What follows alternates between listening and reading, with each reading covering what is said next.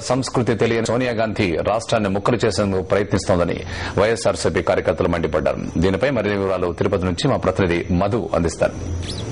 సమైక్యాంధ్రకు మద్దతుగా తిరుపతిలో నిరసన జ్వాలలు మిన్నట్టుతున్నాయి. పెద్ద ఎత్తున ఆందోళన కార్యక్రమాలు జరుగుతున్న పరిస్థితి మనం చూస్తున్నాం. ప్రస్తుతం మన గాంధీ సర్కిల్లోనూ ఇక్కడ రాష్ట్ర విభజన ద్రోహి సోనియా గాంధీ అంటూ ఇక్కడ నిరసన వ్యక్తం చేస్తున్న పరిస్థితి ఉన్నది. వైఎస్ఆర్ కాంగ్రెస్ పార్టీ నేతలు అభిమానులు పెద్ద ఎత్తున ఇక్కడ ఆందోళన చేస్తున్న పరిస్థితి కనిపిస్తుంది. చాలా మంది వందలాది మంది రోడ్ల మీదకి వచ్చి ఇప్పుడు ఆందోళన చేస్తున్నారు. ఎందుకు మీరు ఈ కార్యక్రమానికి శ్రీకారం చుట్టారు మీరు చెప్పండి. ఈ రోజు సోనియా గాంధీ కాంగ్రెస్ పార్టీ అధినేత్రి సోనియా గాంధీ తన కుమారుడు రాహుల్ గాంధీని ఈ దేశానికి ప్రధానమంత్రి చేసుకోవాలనే నెపంతో తెలుగు భాష ప్రజలను తెలుగు వారి మధ్య విభజన చేసి రాష్ట్రాన్ని రెండు ముక్కలుగా చేసి తన స్వార్థం కోసం తెలుగుదేశం పార్టీతో రాష్ట్రంలో కుమ్మక్కై ఈ రోజు రాష్ట్రాన్ని విభజించడం జరిగింది.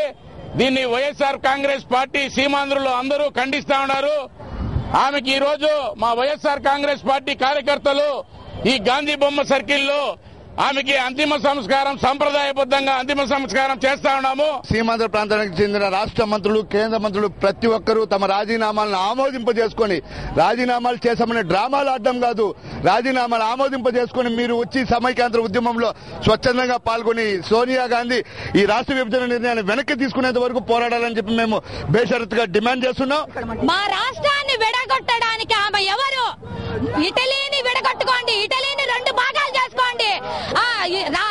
జవహర్లాల్ నెహ్రూ ఇవ్వలేదు, తెలంగాణ ఇందిరాగాంధీ ఇవ్వలేదు, ఎవరు ఇవ్వలేదు.